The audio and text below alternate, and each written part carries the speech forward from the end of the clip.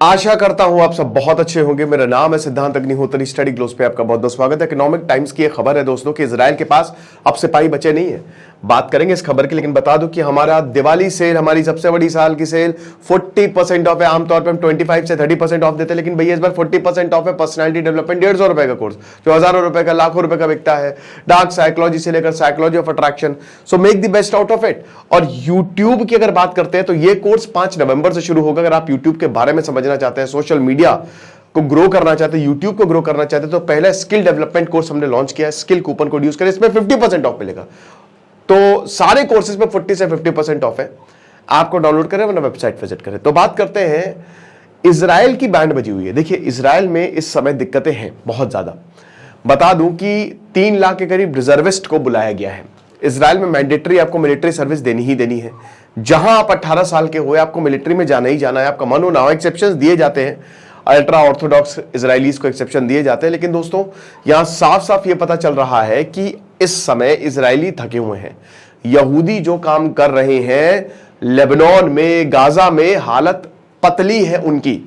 सिपाही कह रहे हैं कि भैया हम थक चुके हैं। एक सिपाही के फादर बताते हैं कि हम पूरी तरीके से मेंटली पगला चुके हैं, है ना।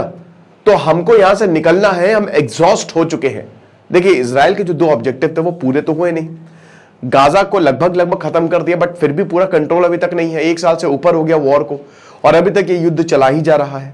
दूसरी चीज ये है कि अभी तक होस्टेजेस तो वापस ही नहीं आए हैं। बेंजामिन नेतन्याहू जब मीटिंग में जाते हैं, प्रेस कॉन्फ्रेंस करने जाते हैं, तो बहुत शोर शराबा होता है। अब इजरायली कह रहे हैं कि भाई या तो कब्जा करो या तो हमको युद्ध से निकालो, क्योंकि चीजें एकदम बदलती जा रही हैं। अब पूरी दुनिया क्या कर रही है? देखिए, इस समय आपको पता है कि इजराइल ने ईरान पर हमला किया। अभी नाइम कासिम जो है वो नए चीफ बने हैं।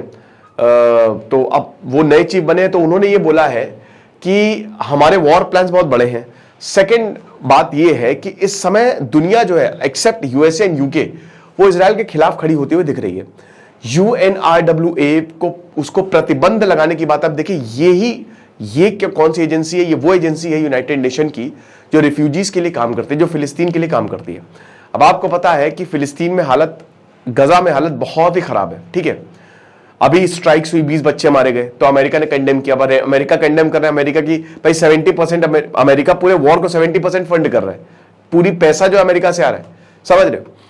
तो युद्ध चलता जा रहा है और दिक्कतें और ज्यादा बढ़ती जा रही हैं, ठीक है। तो इस समय क्या है कि जैसे UNRWA पे जब प्रतिबंध लगाने के जो इनकी पार्लियामेंट क्नेसेट है, वहां पे ये रेजोल्यूशन पास हो गया, ये लेके आए थे इजरायली। तो इस पर बहुत हो हल्ला हुआ कि आप ऐसा कैसे कर सकते हो। अमेरिका ने भी इस पे आपत्ति जताई है कि आप ऐसा मत करिए, आप क्या कर रहे हो भाई, ये तो बहुत ही दिक्कत की बात हो जाएगी। तो एक तरीके से ज्यादा प्रॉब्लम्स हो रही हैं। फिर उसके बाद सऊदी की बात करें तो सऊदी और ईरान अब करीब आते जा रहे हैं। देखिए, सऊदी अरेबिया में 2 चीजों से सऊदी हमेशा डरता है। सबसे पहला, स्ट्रांग मिलिट्री। उनके पास बहुत स्ट्रांग मिलिट्री नहीं है, वो अमेरिका पाकिस्तान पर निर्भर है। बिल्कुल, आपने सही सुना, उनके पास स्ट्रांग मिलिट्री नहीं है। दूसरा, वो लोगों से, वो डेमोक्रेसी से डरता है सऊदी अरेबिया।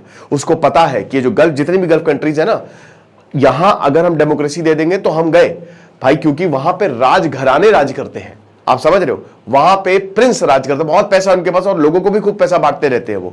अगर आप यूएई में जन्मे हो, अगर आपकी सिटीजनशिप है वहां पे, तो आप पैदाइशी करोड़पति हो। पता है, सिर्फ जन्म लेना है आपको वहां पे। क्यों? क्योंकि लोग कहीं विद्रोह ना कर दे। अब फिलिस्तीन भाई, देखिए, सऊदी अरेबिया हमेशा से अमेरिका के साथ खड़ा हुआ है ना, और इजराइल की मदद भी करता है एक तरीके से। तो अब ये लोग जो है, लोगों का गुस्सा फटा कि आप इतना क्यों कर रहे हो फिर इजरायली। तो यहां पे, और फिर ईरान ने धमकी दे दी सऊदी को। तो अब सऊदी जो है, उसको पता है कि कहीं ऐसा ना हो कि तख्ता पलट हो जाए, तो इसीलिए लोगों की बात माननी पड़ेगी। तो अब वो खिलाफ जा रहा है और अमेरिका के ऊपर भी प्रेशर बना रहा है कि भाई अब युद्ध को रोकिए, समझ रहे। तो यही है। अब लेबनान में एक और बड़ी खबर आ रही है कि Israel is also running short of soldiers. दूसरी चीज, इजराइल शायद लेबनान में वापस आ जाए, ठीक है ना। अमास हचिस्टन उनको भेजा है सीज फायर करने के लिए, हालांकि वो भी इजरायली है। लेकिन यह भी खबर है कि शायद लेबनान से इजराइल वापस आ जाए, इजरायली सेना। सीज फायर की बात हो रही है यहां पे कि सीज फायर करना है। अब सीज फायर की शर्तें क्या होंगी, क्या लेबनान मानेगा, पता नहीं। लेकिन यह भी बिल्कुल सही बात है कि लेबनान, इजराइल ने कहा कि भाई मिलिट्री ऑपरेशंस, जो हमारे मिलिट्री गोल थे उसको हमने अचीव कर लिया है और अब हम बाहर निकलने की तैयारी करेंगे। लेकिन यहां पे लिमिटेड आर्म्स रखे जाएंगे। आपको, मतलब एक जो प्रेसिडेंट है उसको हटना पड़ेगा।